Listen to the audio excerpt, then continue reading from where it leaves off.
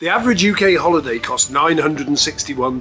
£961? I'm not having that, and neither should you. Because for the same money you could do way better, and I'll show you how. As I said, the average UK holiday costs £961. You know, that's mad, because let's be honest, that's nearly £1,000 to sit on a beach in Spain with loads of other Brits. Hardly a mind-broadening experience, which for me is what travel is all about. And I'll be straight with you, I've done exactly that over the years. Walked into a high street travel agent while out shopping, 10 minutes later come out with a package holiday under my arm. And yes, I've enjoyed them. But every year the price creeps up, and before you know it, you're paying more and more to do the exact thing on holiday you always have had. Same sun loungers, same pool, the only thing that changes is the price tag.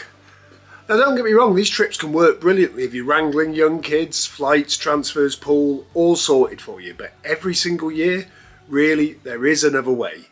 And today I'm going to show you how to get a whole lot more holiday for the same £961. 9 nights in Spain or 27 nights everywhere else. Right, if you've been following my exploits, and if not, why not? You'll know I'm all about bang for buck. I'm just a normal guy on a normal salary with a lust for travel that massively exceeds my means. So what did I do about it? I got smarter. And you've seen the videos to see how cheap I can get a holiday. These days I satisfy my wanderlust with regular short breaks with the kids, often for between £80 and £100 each. So here's my thought. Instead of 9 nights in Spain for £961, you could have 9 separate 3-night breaks for the same money. That's 27 nights, 9 countries, for the price of just over a week by a Spanish pool. If you're lucky enough to get your towel on the lounger first. But let's face it, most people aren't me. Now that'd be a terrible world if everyone was like me. And are happy with one adventure a year. So here are some of my favourites that still came in around or less than that magic £961 mark. By the way, that figure was from ABTA. That's what the average Brit spends per year. The holiday that really got me was 12 nights in Tokyo with my eldest. It was their dream holiday and I thought, what the hell, let's do it. £1,100 each. Okay, that's over £961, but it's longer, so pro rata works out about the same. But look what I got, and yes, it was a package with British Airways of all things. I wasn't expecting them to be cheap. Told you I can sniff out a bargain when I try. Next up, we had 8 nights in Niagara Falls, plus a cheeky side quest to New York, all for $350 each. We found £200 flights via Reykjavik with a company called Play Airlines, and a decent-ish motel for around $300 between us. Boom, $350 each. Full disclosure, I did hire a car for the week, so that pushed it up to closer to £500 each. But come on, still way less than Spain, and we didn't see another Brit the whole time. And don't forget, I got Niagara, Toronto and New York in that. Another minor problem with doing that again is Play don't do that route anymore. That is such a shame because that was such a good deal. You know, you're talking £200, boom, Stansted, Reykjavik, Toronto. Bang. That's unbelievable. So if you figure about another £150 on top, you're still £300 cheaper than going to Spain and not a deck chair in sight. And finally, this summer I took Sue into Marrakesh, 7 nights for £100 each, flights and a basic riad, right in the middle of the action. With the saving, we added a hot air balloon ride over the desert and a 3-day desert safari, including sleeping in the Sahara, riding camels and thrapping around on quads. Still came in at under £400 a head. Did I miss the Costa del Sol Sun Lounger Marathon? Like hell I did. But enough about what I've done. This isn't just the Ian Holiday highlights reel. What matters is what you can do with that £961. And here's the fun part. Once you stop thinking about the default Spain package, or Turkey, or anywhere else, the world suddenly opens up. Malaysia, South Africa, even the Caribbean. All within touching distance if you play it smart, and some of these might surprise you. Some are a lot closer to doable than you think. So let's go beyond Spain. First up is Malaysia, and honestly this one has so much potential it's ridiculous. Base yourself in Kuala Lumpur and you've got side quests galore. Thailand, Vietnam, Borneo if you fancy jungle vibes, they're all within a £30 to £50 return flight. You can even hop over the border into Singapore for a few quid on a bus. And I've been watching this one for a while, because Kuala Lumpur is a bit of a dream trip for me. You've got the Twin Towers, you've got the rainforest within the city, you've got the Batu Caves with the monkeys. In fact, I made a whole video about this on 3 different ways to do Malaysia. So rather than me rabbiting on about it here, you can watch me geeking out about rooftop pools and cheap flights. Check it out after this, or click straight to it now. For me, it ticks all the boxes. I love a city break. My video's testament to that. And Suin's desperate to see elephants in the wild at one of the sanctuaries. Add in the food, the culture, the fact that this is definitely not Spain, you see the appeal. There's probably more English spoken there than there is in Spain, weirdly. Price-wise, I've seen it as low as $750 if you piece it all together backpacker style, but with decent hotels. Or $950 as a British Airways package. In fact, I once saw it for $750 on a British Airways package. I am still kicking myself for not hitting by it now. And that's with a few stars thrown in, and yes, a rooftop pool. That is another stipulation. I say it's for Suin, but it's as much for me as it is for her. That's basically Spain with £11 change. And instead of yet another tower race at the pool, you're watching the skyline of Kuala Lumpur light up at night. Which would you pick? I'd go for Spain every time, honest.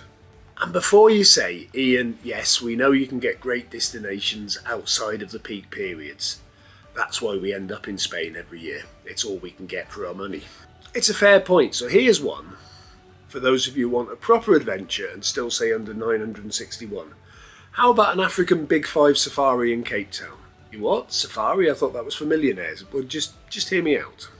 Yes, you'd have to make a couple of sacrifices, like flying Ethiopian Airlines at $599, but that's in August, peak UK holiday season. And it's got a full baggage allowance. Outside of holidays, you can get airlines you've actually heard of. British Airways direct in June is about $540, but I had to throw that one in for the August crowd. Accommodation, yes, it's got all the big chains, but you've also got things like a backpackers hostel with a pool for the proper budget vibe, or a solid city hotel for around £300 for nearly 2 weeks. Either way, you're only looking at £900 each for 2 weeks in South Africa. That's less than Spain in August and a whole lot more exciting. And the list of things to do is endless. 2-night bush safari to see lions, elephants, rhinos, the full Big 5. Take the cable car up Table Mountain. I'd personally love to walk that one for one of the best city views in the world. Ferry out to Robben Island and step inside Nelson Mandela's cell. Tour the Cape Winelands for some of the cheapest, best wine you'll ever drink. And if you're brave enough, there's shark cage diving off the coast. And again, most people speak English there. That's for under 961. You're swapping Benidorm buffets and tower walls for a once-in-a-lifetime memory. And finally, just to show you this isn't all theory, a 5-minute search, and it literally took me 5 minutes while I was recording this, throws up a Caribbean dream. I found British Airways flights for $557 and a beach hotel in the Dominican Republic for about $310 for 12 nights. That's on the beach. That's £867 all in. Wow, that's £100 under a week in Spain. Okay, it's in June, but if you're tied to August, there are still options around that price. You might have to edge over the 961. But as I say, I only spent 5 minutes looking at this. So you're actually swapping Benidorm buffets for rum, reggae and ridiculous beaches. And it's not all sit by the pool stuff either. You've got whale watching tours in Samana Bay, exploring the colonial old town of Santo Domingo, hiking in the rainforest, or even chasing waterfalls inland. For the adrenaline cloud, there's loads of zip-lining experiences through jungle canopies. For the rest of us, it's hammocks and cocktails. And here's a cheeky thought. The Dominican Republic is famous for being cheap once you get there and off the beaten track. But so many cruise ships also stop there now. And I've been looking into cruises lately. I don't know why, I don't really fancy one. And you can get on a 3 to 4 night cruise off any of the Caribbean islands for as low as £250. Yes, it pushes you over the 961 budget, but let's be honest.